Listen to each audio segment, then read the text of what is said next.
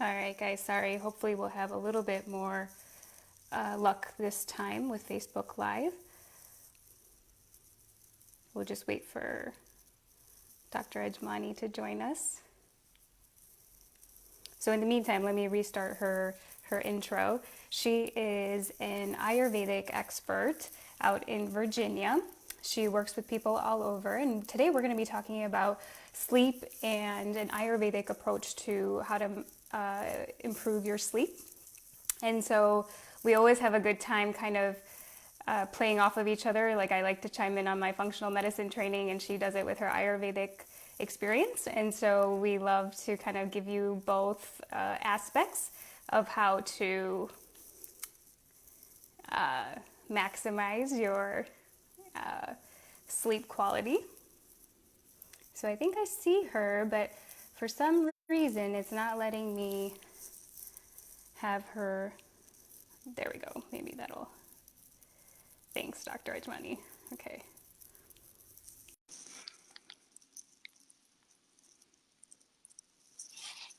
I think we're about to add her in, which is great.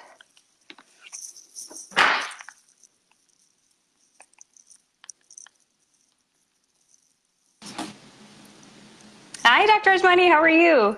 Good. How are you? Good, good. So I think we're having the same issue. I You think look rotated. so. There we go. That looks better. That looks better? Okay. Yeah, perfect. Okay, Thank you for joining. Hold this phone here. I know. Sure. For some reason, we got it right the first couple times, and now we're having trouble. All right, so forgive me. Mine's also a different rotation. So let me see if I can tighten this a little bit. All right. So how are you? Thank you for joining. Sure. Thanks for having me on. I apologize in advance. I do have a little bit of a cold, but hopefully that won't interfere with I hope you're feeling better today. Awesome. So I was giving a little bit of a brief introduction about how you're an Ayurvedic expert and you work with people trying to incorporate Ayurveda, which is very good at, wellness and tuning into your own body into their day-to-day lives. And so if you would like to, I'd love to kind of give people a recap about like Ayurveda and how it kind of approaches different imbalances, if you will.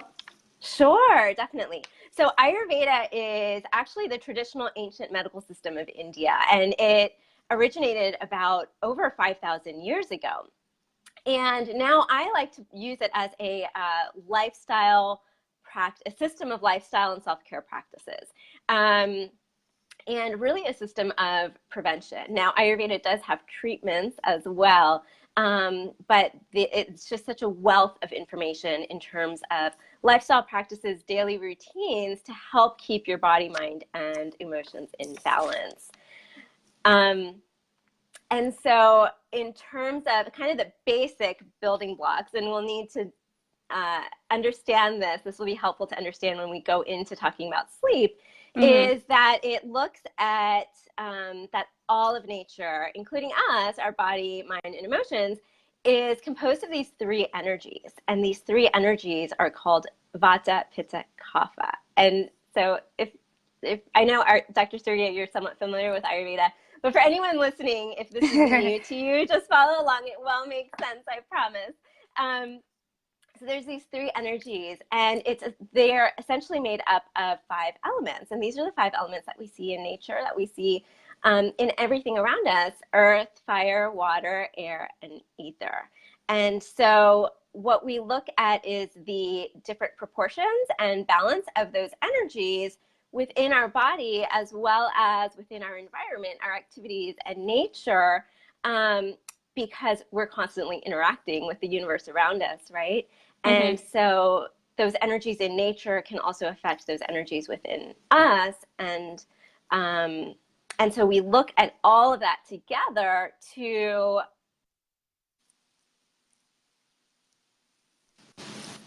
restore and maintain a state of balance. Oh, great. That's a lot.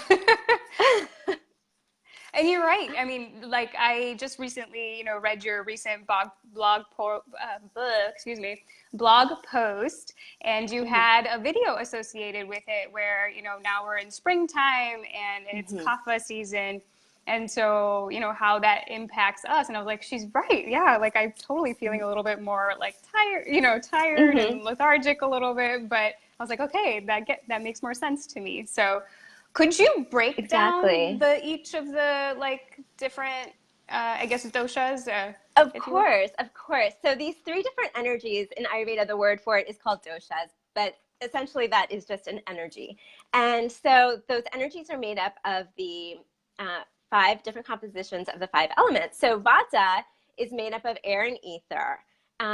Pitta is made up of fire and water. Kapha is made up of earth and water. And so, like Dr. Surya, you just mentioned, we're coming into Kapha season right now, springtime.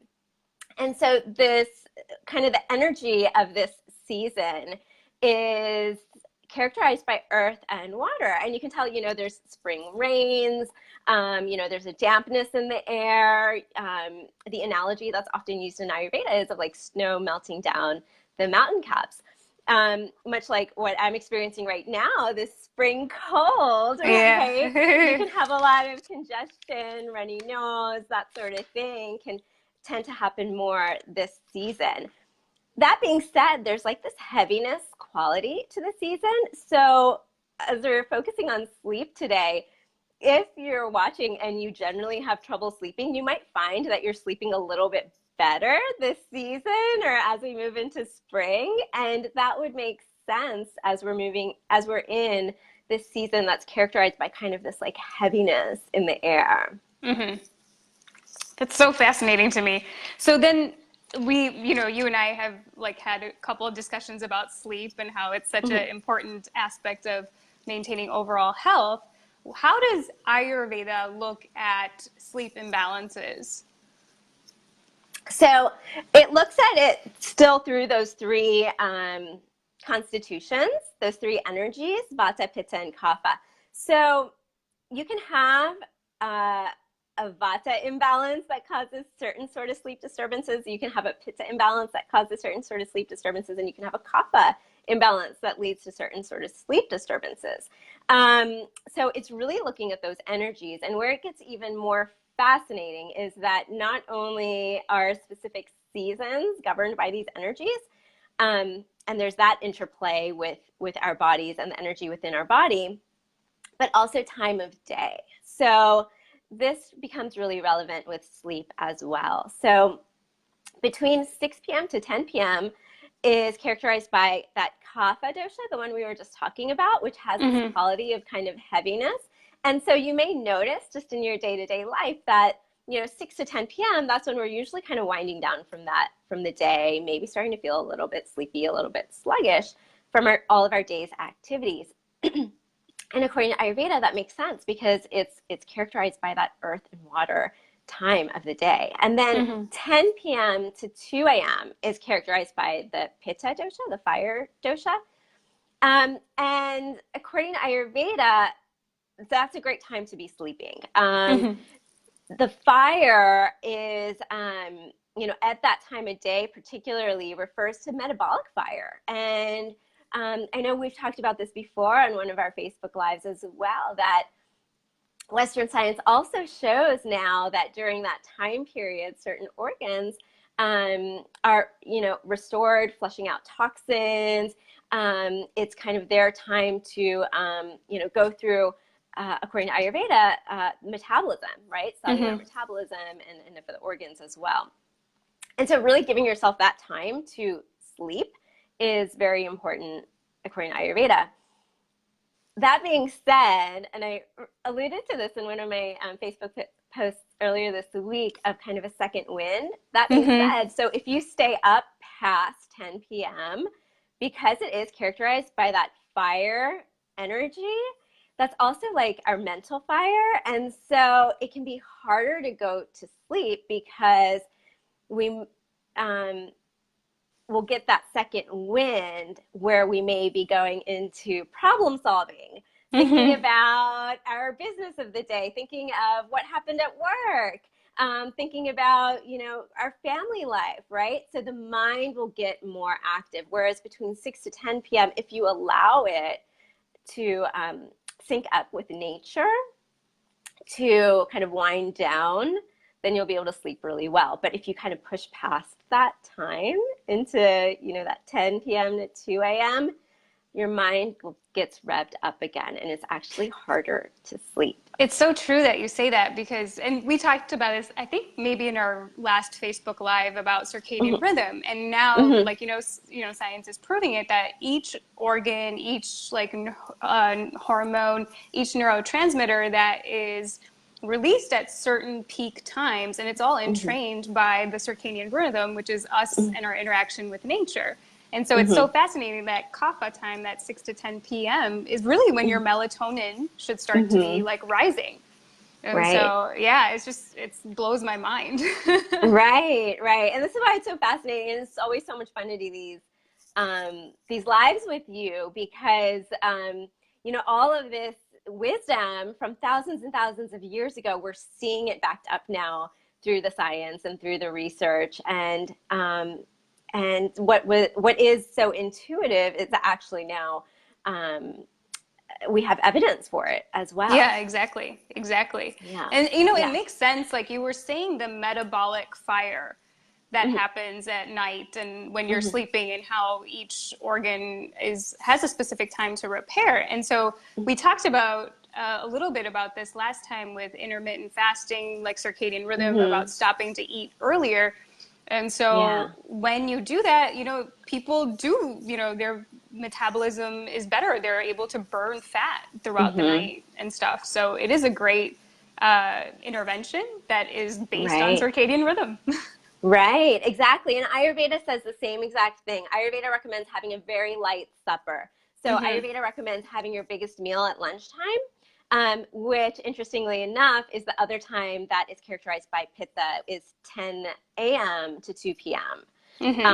So midday is the best time because that's when your digestive fire is at its peak. And so that's going to be the best time to eat lunch.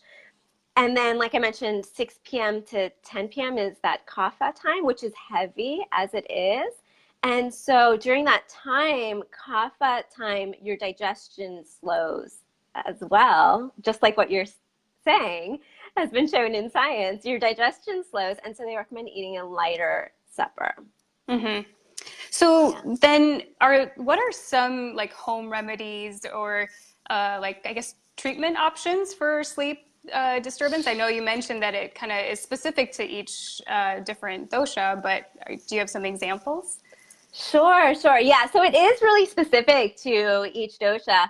I didn't mention the next kind of time frame. So 10 p.m. to 2 a.m. is pitta time, and then 2 a.m. to 6 a.m. is vata time, which is that air and ether. So like, so I described how, you know, kind of a pitta disturbance could be getting that second wind. A vata disturbance could be falling asleep okay, but then waking up somewhere between that 2 to 6 p.m. I've had clients who have told me, you know, often, well, I wake up at like 2 or 2:30 and I just can't go back to sleep. My mind is racing, feeling anxious.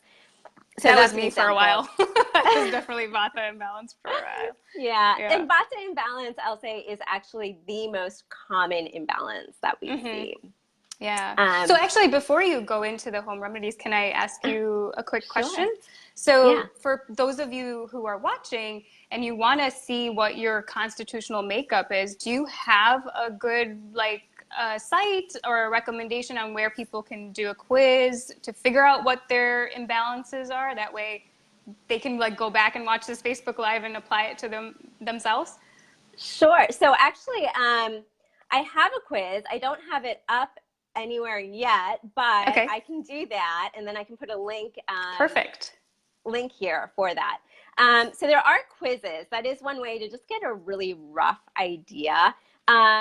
It's not my favorite, but it will give you a rough idea. The best thing really is to meet with a consultant. I agree, because there's so many nuances there. But I will say by far, vata imbalance is the most common. And that's because we live such a fast-paced life. Like we're constantly moving. Definitely our phones, electronics also contribute to that, you know, like scrolling through your social media, you know, it's just such an overstimulation of information that we're constantly processing. And that is characterized by by Vata, just kind of a lot of movement, can be very easily overstimulating, that sort of thing. So what would be some examples? How would you calm Vata down then? Sure. So that's my favorite. So you really need to, that's my favorite because it's something I've struggled with quite a bit as well. I think you're right. Like most of us are Vata imbalanced for sure. Most of us, yes. So I'll tell you some of the things that I do. There are so many things that Ayurveda recommends, but I'll tell you some of the favorite things that have been working the best for me lately. One is getting to bed before 10 p.m. That has been such a game changer. And I know that can be hard for many people, but really making an effort before 10. If you can't do 10, at least before 11 p.m. And there's actually a few things that go into that for me. So I work towards going to bed before 10 p.m., but in order to make that happen, I start really winding down around 9 p.m. So that's like turning off the ringer on my phone. I keep the phone in my home office so it doesn't even come into the bedroom with me.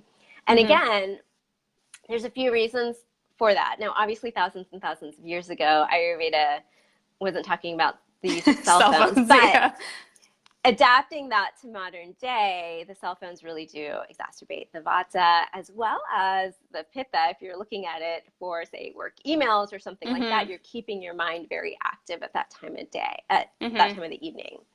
So I turn the ringer off, I keep it in my home office, and I don't even bring it into the bedroom with me, my phone. And then there's other great reasons for that from Western science, which I know Dr. Surya is one of your, and my favorite things that I tell people is about the blue light to your eyes too. I don't know if you want to share a little bit about that. Sure. I think that's such a great. Yeah, so the blue light is actually, giving the signal to your brain. So the suprachiasmatic nucleus, it gives the signal to the brain to stay awake. So people really brush off like the impact that it can have because we're just so used to these electronics. But it's really keeping your brain active. And so, really being conscious about, either using, let me see if I have them. I think I have my pair of blue light blocking glasses. But, to put those on, starting in the evening time, because you're still, even though there's electronics, you're exposed to light from your, lamps, that is still giving you the signal to stay awake. And so, being very conscious about that. And the other new thing that is coming up with these electronics is the exposure to EMF that is also changing in our ability to sleep. Yeah.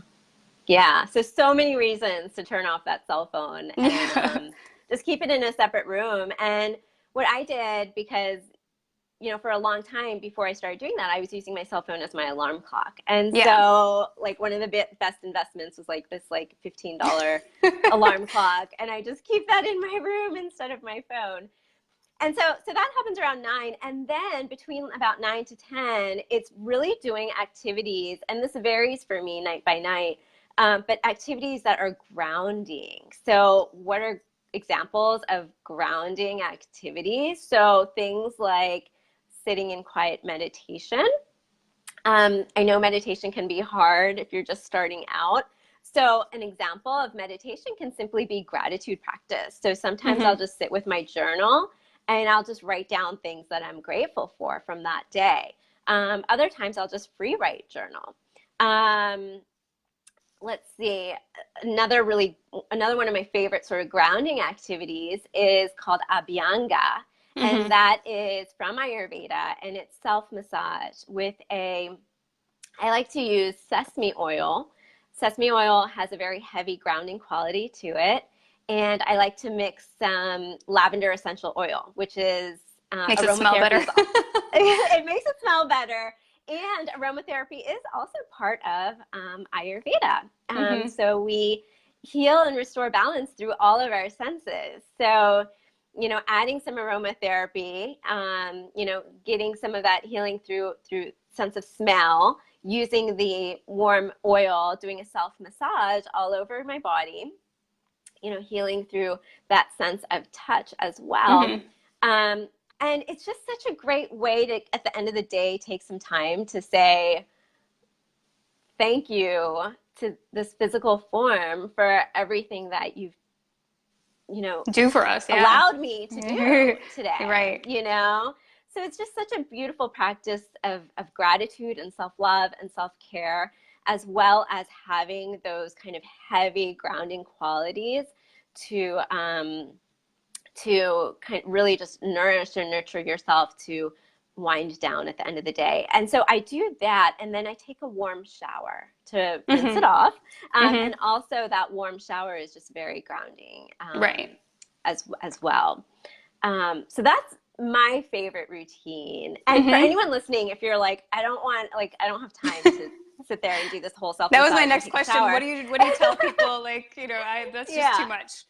Right. And certainly I don't do that every night, but it's an option that's there. And I do it on nights where I'm feeling very ungrounded, if I have a very busy day, things like that. So an alternative is take that same oil, sesame oil with a little bit of lavender essential oil, and rub it, just massage the soles of your feet, and then put on socks so that your sheets don't get all oily. And that has a similar effect of just grounding your energy to go to bed. So I think like the big point is like you're taking yourself out of fight or flight mode at night so that you're getting into that rest and digest mode. And I think this is where I see it every day, that people like have a hard time acknowledging that they're stressed. And I was like, we live very like chaotic lives. We need to be a little bit more conscious. And I think this is a wonderful way to kind of bring that in daily, because really we're supposed to be in rest and digest mode most of the time with spurts of sympathetic, fight or flight. And we're totally swapped. Right. And I think, and I know we've talked about this before too, but that it's just, it's become so commonplace, to be so busy, to have this feeling of stress all the time, that we just see it as normal. And so that's a reason that often we don't even realize we're under that much stress until we do something, until either we burn out and crash, or we start taking these steps of self-care and self-love to really take care of ourselves, and then we see the difference. I think one thing to note for people who are watching is that it takes time, in the sense that you're training your brain to kind of follow this rhythm. So don't feel discouraged if you don't have the results like after night one, because it's not like a medication where you're gonna see it, I think, usually immediately. Like for me, I'll just say, like, it took me still like several months. I was sleeping a lot better, but like to when I'm like really winding down, get my routine right, like it still took me several months to kind of get really awesome at sleeping, which sounds like a basic need, but I had to really work at it. Yeah. And it is, I mean, and that's why Ayurveda really looks at your whole lifestyle. I mean, today I know we're just focusing on kind of that evening routine and sleep, but really what you're doing the rest of the day is also going to affect that. So things like practicing mindfulness throughout the day can be really helpful. That's a great point that you brought up. I just recently put into my calendar like a daily reminder at like, noon, that like, just stop, breathe, you know? And so it just gives you that constant reminder throughout the day. Hey, check in with yourself. Get out of fight or flight if you're in it. And so that's a great idea. That is definitely, that's definitely a tip I offer many of my clients who I work with one-on-one, is just to set a reminder on your phone, at set times during the day for an alarm, for the timer to go off, just to pause and take a few breaths, maybe just pause and look around and see what are you grateful for in that moment, just to kind of reset. That's great. It doesn't have to take long to reset, No, not at all. Not at all. I think it's just, just training yourself. And then once you're trained, it's like you're able to handle things so much better. You're happier. Like it's amazing just what just simple things like that can really do. Yeah, definitely. And I'll share one more tip for sleep, because I actually this isn't like a traditional Ayurveda tip, but it goes along with the same principle of grounding and grounding that Vata energy. I personally just started doing this a few months ago, and I've found it to be so helpful, is that I got a weighted blanket. And I found that to be so helpful. So it's still like a thin blanket. So you don't have tons of covers on you, but it has beads in it. And so it's weighted. And so again, that also, when you're laying down to sleep, gives you that kind of grounding feeling to your physical body, and can just kind of help to kind of calm the nervous system to go to sleep. Amazing. That's great. I'll have to try that. Yeah. So great. Well, thank you so much. These were really good tips. Where can people find you?